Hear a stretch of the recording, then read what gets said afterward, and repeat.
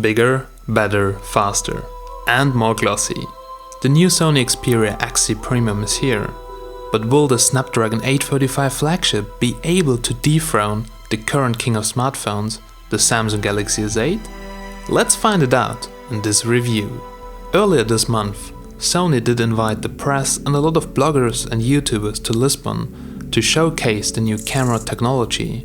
And to be honest, the phone looks impressive with its revolutionary camera tech, excellent 5.5-inch 4K display, IP68 rating and Qualcomm's latest silicon, the Snapdragon 835. The XZ Premium is a beautiful phone, but also the biggest fingerprint magnet you can buy right now. It comes with a 5.5-inch display and a kinda bulky chassis, but it feels good in my hands even though it's huge.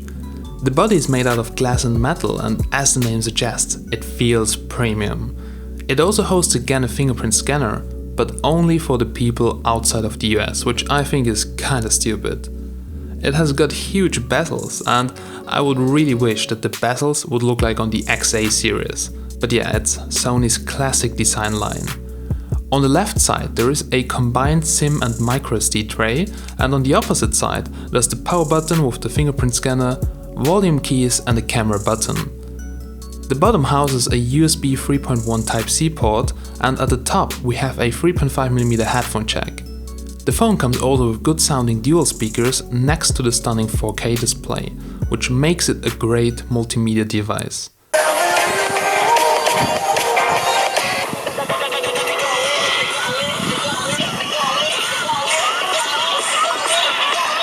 The sound over the 3.5mm jack sounded pretty good, with no distortion at all.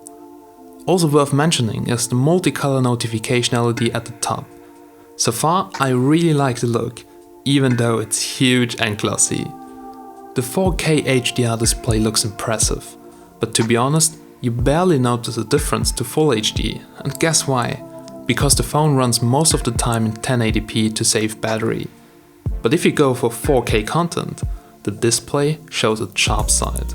Especially for VR, this is very useful. The display is also bright with its 550 nits, and the colors, they look good. The white balance can also be adjusted in the ROM, because I noticed that the display looks sometimes a little bit too cool, so it has some kind of blue hue. The performance is excellent, it runs Android 7 Nougat and the UI is very fast. Coming from the XA, it feels like a different universe. The Snapdragon 835 with 4GB of RAM and 64GB of ROM performs well, and surprisingly, the phone stays really cool, so there's no overheating. The UI looks like on any other Sony phone with some minor changes, but to be honest, I like it simple. There are some apps pre-installed, but there's no bloat, so there are just some PlayStation apps and games and nothing serious. But it's also pretty cool to have the PlayStation app, because you can use the phone for game streaming from the PS4 without having to install anything. Too bad that the camera app is still the same, with most of the features quite hidden and not very easy to access, like the 4K recording mode. However, the camera sensor did also shrink from 23 megapixels to 90 megapixels, while improving the image quality.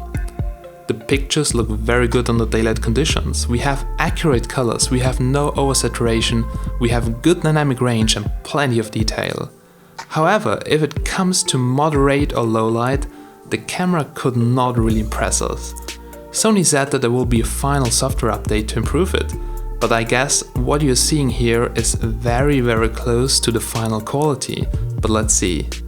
A really cool improvement is the new Motion Eye tech, which allows taking photos of fast-moving objects with almost no distortion.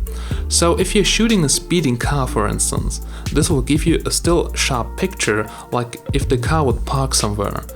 If you're interested, we did an early camera review last week, so check it out here. One of the highlights is definitely slow motion videos.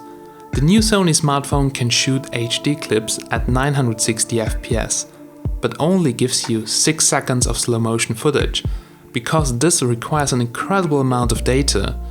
By pressing the shutter button in just the right moment, it will let the smartphone record for less than a second in 960 FPS and then boost it up to 6 seconds of slow motion. Getting the right time and getting the right frame can be hard, because it records only for a very short time, but you can press the shutter button as often as you want to. But just remember guys, it's very hard to actually press it before the action starts and that you get the correct frame in slow motion. Now for sure it can also record 4K with good details and stabilization, and the front-facing camera comes with a huge 30 megapixel sensor, but to be honest, it was not so impressive. Especially not in low light, where our iPhone performed better, but let's wait for the final software. The XZ Premium comes with a 3230 mAh power pack, which gave me around 5 hours of screen on time. So for me it lasted a day as a heavy user, and the battery life should be on par with the Samsung Galaxy S8. However, it supports Qualcomm's next generation Quick Charge 4.0 and charges up to 60% within 45 minutes, and that's very nice. Another new feature in this phone is also Bluetooth 5.0, and it comes again with NFC. Connectivity was pretty good, no signal drops, fast speeds and good GPS performance, so good job Sony. I couldn't do any benchmarks because on my test phone with the non-final software there was the Antutu installation blocked, so they also blocked Geekbench and some other things, and I had no time to do a workaround. However, I managed to run the test without score and it looked very smooth. Also gaming was a pleasure and the UI showed no signs of lags. So performance-wise, it's a beast with the 4K screen. And all in all, the phone is definitely great. But looks like a pimped old-fashioned smartphone with some mirror effect. The display is definitely my highlight, even though it runs most of the time at 1080p anyway. Price to performance is great and the camera is good, even though I expected it to be a lot better. So if the S8 or G6 is no option for you right now, have fun enjoying the XZ Premium. So that was our quick review of the Sony Xperia XZ Premium. If you have any questions, post them down below in the comments and I'll try to answer them as soon as possible. Also, if you like this video, please like it, and if you want, please subscribe so you stay tuned on all our future videos. I'm Steven from Tech Magnet and I'll catch you in the next one. Bye bye.